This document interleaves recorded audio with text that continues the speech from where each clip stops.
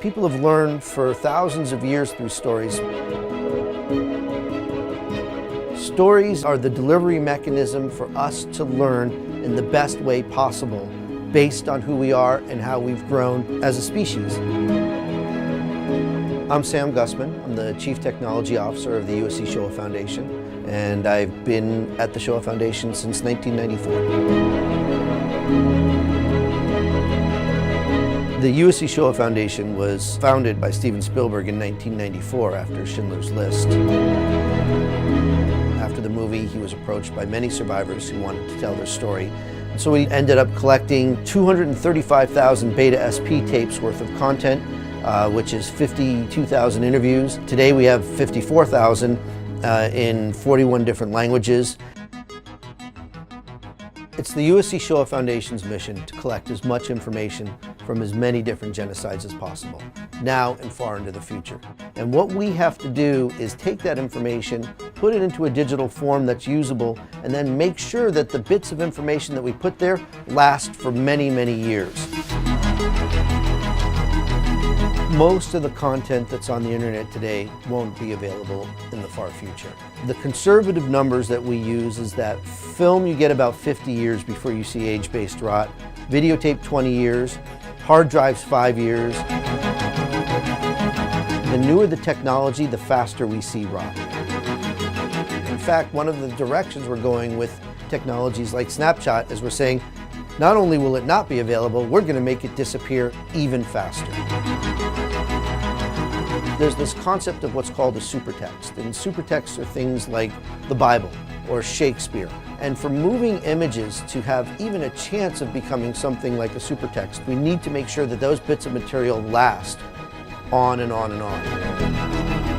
Digital preservation has now more and more become an emergency because as we built new technologies, we built them for access. We built them to be able to manipulate and move the material around very quickly, but we did not build them to last.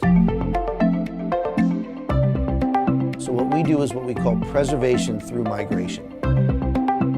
We are constantly watching our media, and if we see an error occur, we copy it from one piece of media to another. So when we get a new piece of media, we'll digitize it, catalog and index it so that every minute of it is searchable like it was its own web page. The content that goes into those search engines is now used to teach, build digital literacy programs, online educational programs, to counter hate by teaching tolerance through the messages of these survivors and witnesses.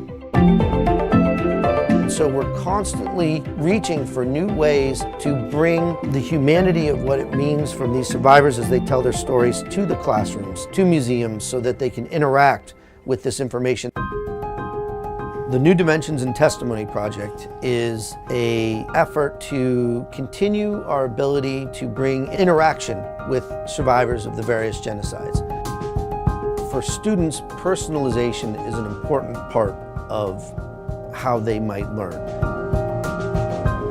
We're finding that through holograms, through interactive conversation, there's a dimension that can be brought in interactivity and the education that comes with interactivity that will activate the humanity of another person even more. And the more you can personalize that learning, the more that they can absorb. That is an incredibly important part of our mission. Do you feel hope for the future? I always feel hopeful. If I wasn't hopeful, I wouldn't be talking to you or anybody else about my experiences. These stories are a vaccine for inhumanity. For me, being able to have spent the last 23 years building these environments to both preserve and educate using these testimonies has been incredibly empowering and meaningful. I'm proud of the work that we've done here, and as an engineer, there's nothing better to be able to build something that matters.